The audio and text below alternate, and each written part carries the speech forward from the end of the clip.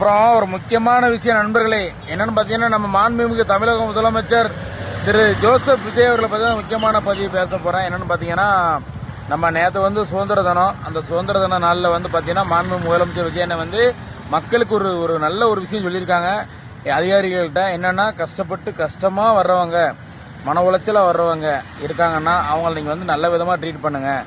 முதல்ல கஷ்டப்பட்டு வரவங்களுக்கு அந்த செய்யக்கூடிய வேலையை கரெக்டாக செஞ்சு அவங்களுக்கு முன்னுரிமை கொடுக்க சொல்லி ஒரு முதலமைச்சர்னா என்ன அப்படிங்கறத நிரூபிச்சிருக்காரு முதலமைச்சர் அவர்கள். அதுக்கப்புறம் இப்ப பாயிண்ட்டுக்குள்ள வருவோம், மேட்டருக்குள்ள. நேற்று சுதந்திர தின விழாவுக்கு நம்ம திரிசாக்கா வந்தாங்க.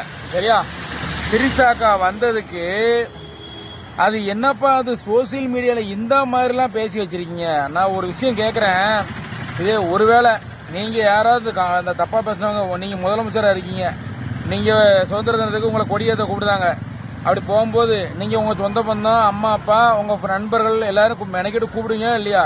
உங்களுக்கு ஒரு மரியாதை தானே, ஒரு கெத்தா இருக்குமா இல்லையா?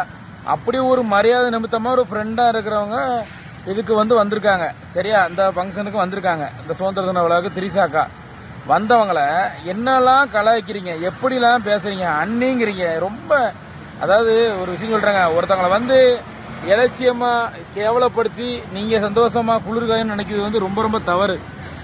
இப்ப நான் ஒரு முதலமைச்சராக இருக்கேன் இருந்தோம்னா கண்டிப்பா என் நண்பர்கள் இருக்காங்கன்னா கண்டிப்பா ஒரு அரசு விழா ஒரு ஃபங்க்ஷனுக்கு கண்டிப்பா கூப்பிட தான் செய்வேன், இன்வைட் பண்ண தான் செய்வேன். அதுதான் ஒரு நல்ல மரியாதை, நல்ல ஒரு நட்பு. அவங்களுக்கு உள்ள இருக்கிறது ஒரு நல்ல நட்பான ஒரு விஷயம். அதை கொச்சப்படுத்தாதீங்க. இப்பதான் பாத்தீங்கன்னா சங்கீதா அன்னியார் அவர்கள் பாத்தீங்கன்னா அந்த விவாகரத்து இதெல்லாம் வாபஸ் வாங்கி ஒன்னா சேர்ந்து வாழ மாதிரி போய்கிட்டு இருக்கு. இந்த நேரத்தில் நீங்க திருப்பி திரிசா அவர்களை ரொம்ப தாக்கி பேசுறீங்க. விஜயண்ணன் கூட சேர்த்து பேசுறீங்க. முதல்ல யார் பேசுற, அந்த சாட்டை துரைமுருகன் இருக்கார்ல, அவர் தான் சொல்லணும்.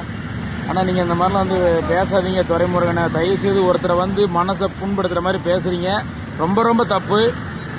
ஒரு குடும்பத்தை யாரும் கெடுக்காதீங்க. அவங்களுக்கு ஒரு லைஃப் இருக்கு, அவங்களுக்கு மேரேஜ் ஆகும், நாளைக்கு ஒரு கல்யாணம் முடிக்க ஒரு மாப்பிள்ளை வந்தா கூட இந்த மாதிரி வார்த்தை பேசும்போது கண்டிப்பா அவங்களுக்கு ஒரு மாப்பிள்ளை கூட கிடைக்க மாட்டாங்க, ரொம்ப வேதனைப்படுவாங்க. நம்ம வீட்டில் நம்ம அக்கா தங்கச்சி பேச சம்மதிப்போமா? அப்படி அந்த மாதிரி யாரும் பேசாதீங்க தயவு செய்தியா. முதலமைச்சர் அண்ணன் விஜய் அண்ணா அவர்களையும் நம்ம திரிசாக்கோ சம்மந்தப்படுத்தி யாரும் பேசுனீங்கன்னா கண்டிப்பா நல்லா இருக்காது சொல்லிவிட்டேன்.